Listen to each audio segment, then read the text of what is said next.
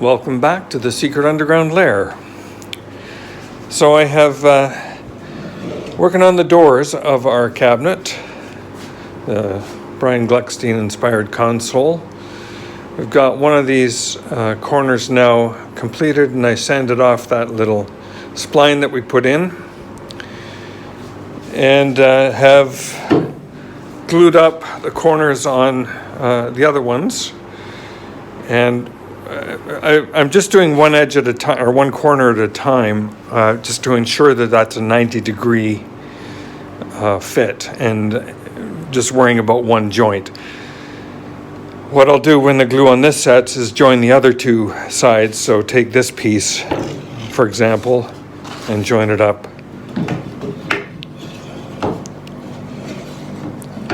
Yeah. Join these guys together. So I'm just going to let the glue dry on that. And while I'm waiting for that glue to dry, moving on to the top, I'm going to cut this now to width and length.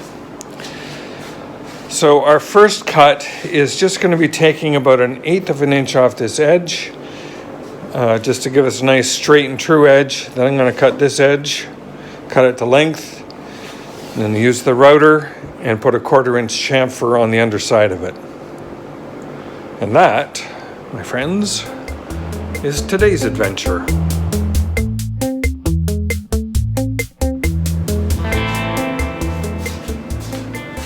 So I have the table saw now set to be 18 inches, just to take that little bit off there. Let's make our cuts.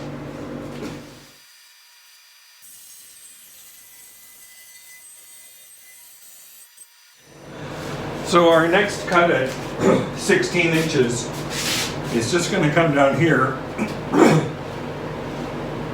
take off this very dark cathedral that exists right at this very end here. So kind of leave a more subtle, darker color than this very sharp piece there, make it a little bit more consistent. And when it comes to length, I'm probably going to cut off a little bit on both ends to get us to exactly the length that I want.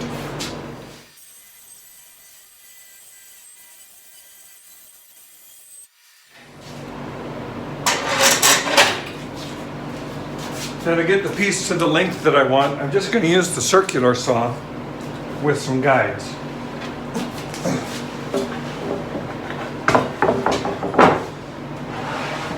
And I get to pick where I want to make these cuts.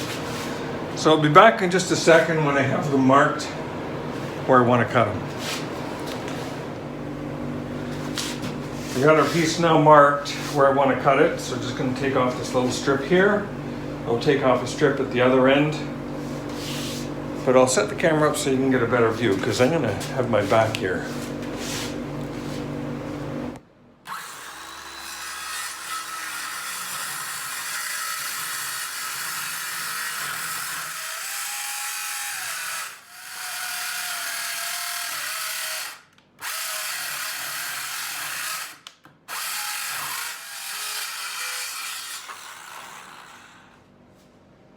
I made it.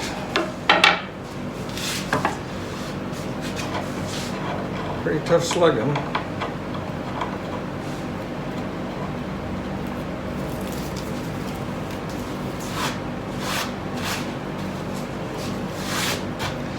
A little sanding and that'll come out fine. And we'll have our 1/4 inch chamfer on the bottom of that edge. We set up the saw at the other end, other guide at the other end, and we'll make that cut too.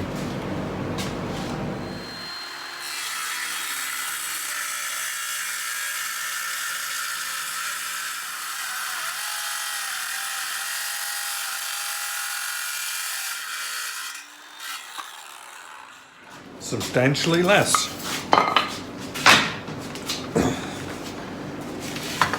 I think the problem that I had there on the other end is there's stress in the wood, and as it was being relieved, it was pinching the blade. Going the other direction here, the stress was actually kind of relieving on this side, so it was a little bit easier.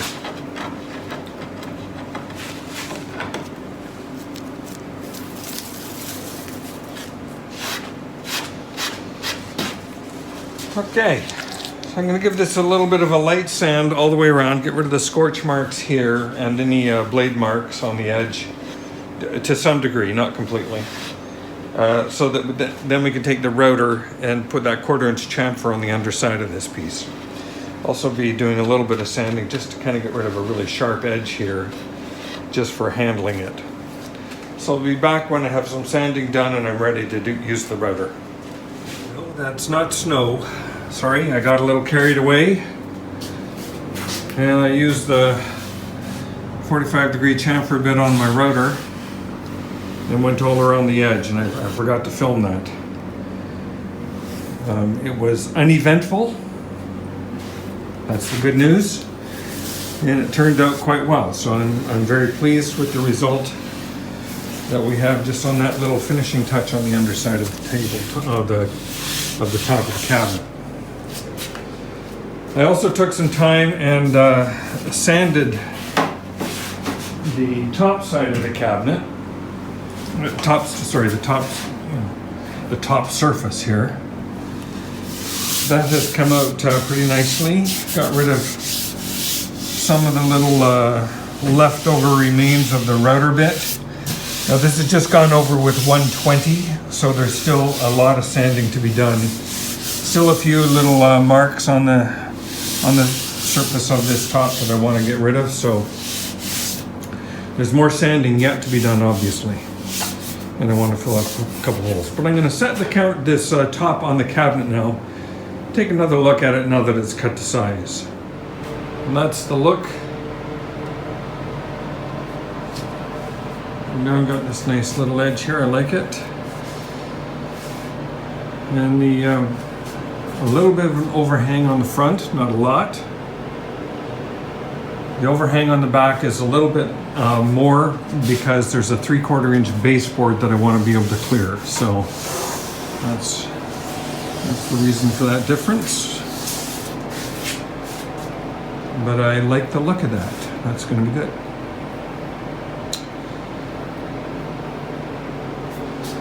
Okay, I think it's time for a bite of lunch.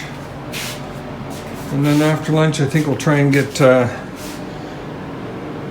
these door frames put back together. So I'll be back in a minute. All right, back from lunch, and I just put together the door frames. So they are all set here now. Just the opposite corners are glued and clamped and just waiting until that glue sets. Then we do a little bit of trimming on them. The door frames, the frames themselves are going to be slightly smaller than that to accommodate for this little bit of facing that went on here and here. So yeah, we'll need to make a minor adjustment to that. Overall though, that's going to be okay. Now in the meantime, I want to build the shelves.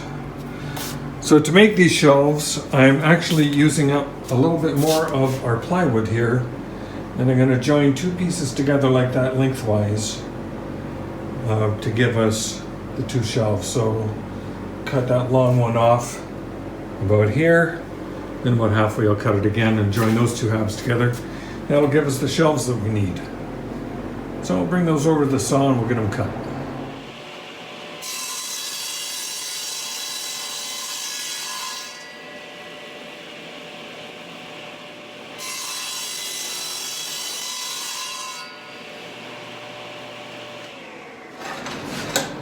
I'm just going to double check to see if I have like an A side and a B side cuts that would make a cleaner join.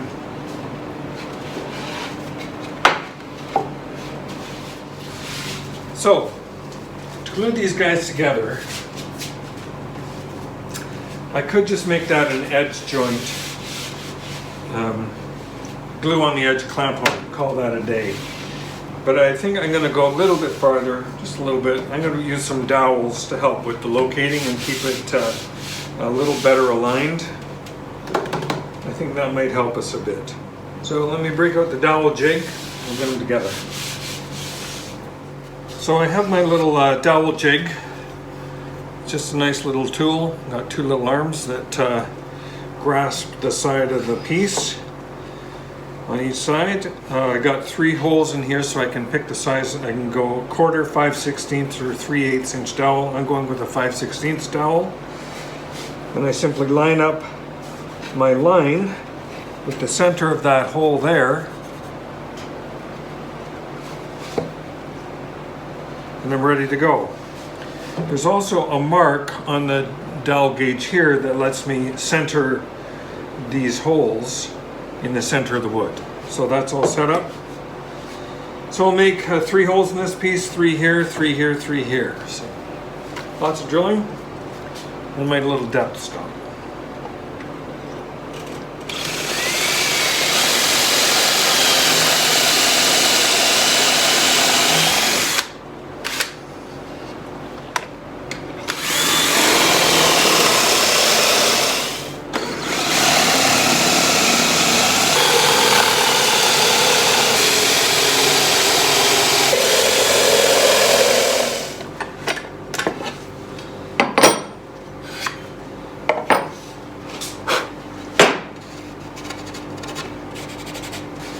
Okay, let's just give that a test fit, see how it goes.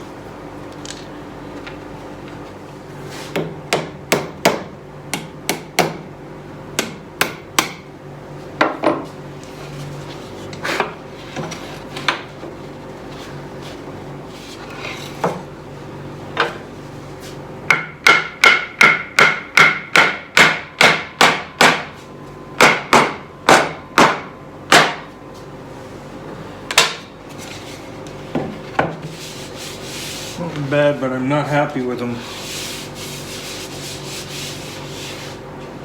They seem to have drifted quite a bit here, and I don't know why.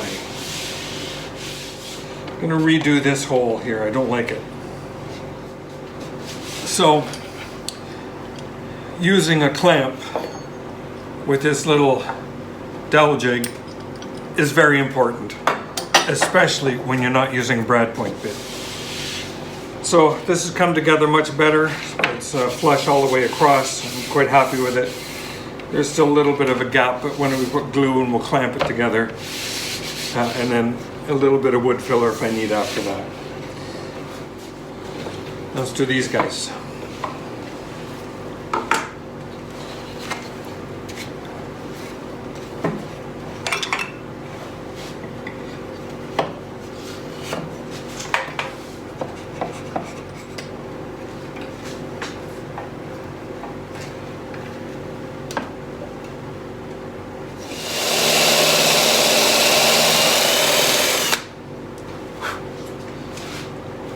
By the way, just a note about using tape as a depth stop. 2 things. One, I find it's only good for about 10 holes and then you got to do it again. But secondly, having a long tail on it, the way I have a fairly long tail on this one, really helps because that brushes away the sawdust around the hole. So you can tell when you've reached the depth because the saw is now, or the hole is now clear of debris. But like I say, after about 10 holes, you want to do a different piece.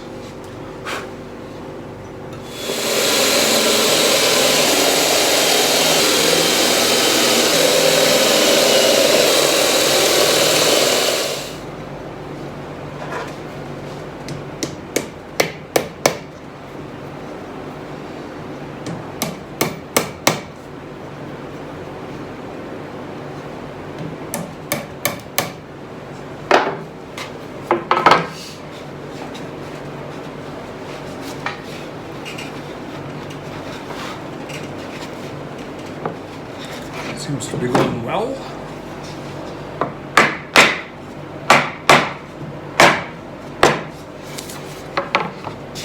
Yes, that's very good. Very pleased with that result, nice and flat. So I'll take these apart. I'm going to do a little bit of sand on the very edge just to get rid of any roughness there, and then glue them and clamp them.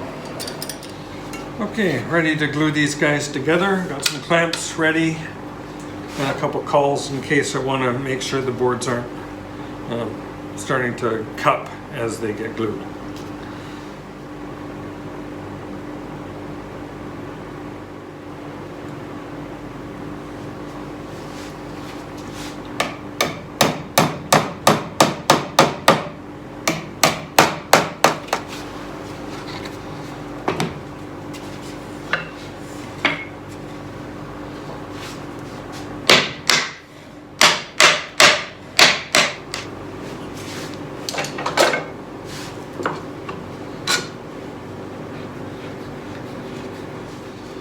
I am getting a little bit of a cup here. Not much, but just enough that I think I'll put this some plants on.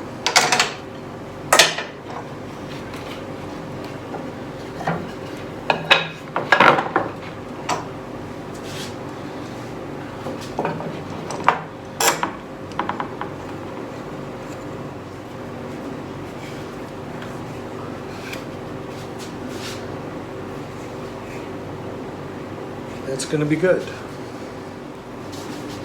You may have noticed that I have this little container here full of sawdust. This is sawdust that I've collected while I've been sanding. So it is exactly the right maple and the right color.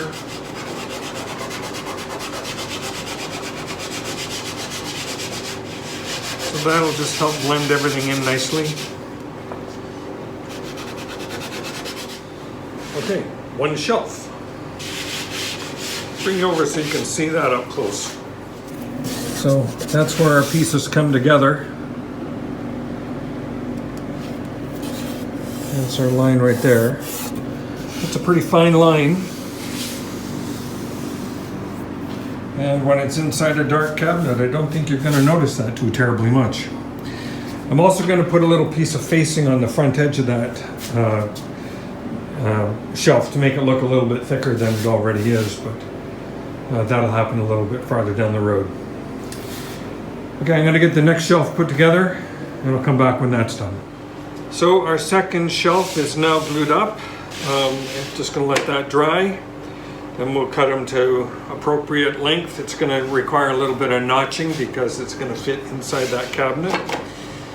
And a little face on the front of these shelves. So a little bit of work yet to do on the shelves. But I'm happy that we've been able to make a good looking shelf out of material that was on hand. So it's going to work out okay. So our door frames are still continuing to dry as they sit with the splines in them. There's going to be some work to be done on that, doing a rabbit edge, and then we can work on the caning. Have to order the caning, haven't done that yet, but we'll try to do that this afternoon. Won't be a video tomorrow, but we'll be back when we have some caning, I hope, ready to go. So thank you very much for watching. I really do appreciate it. Like and subscribe if you haven't already subscribed, and I'll see you on the next video.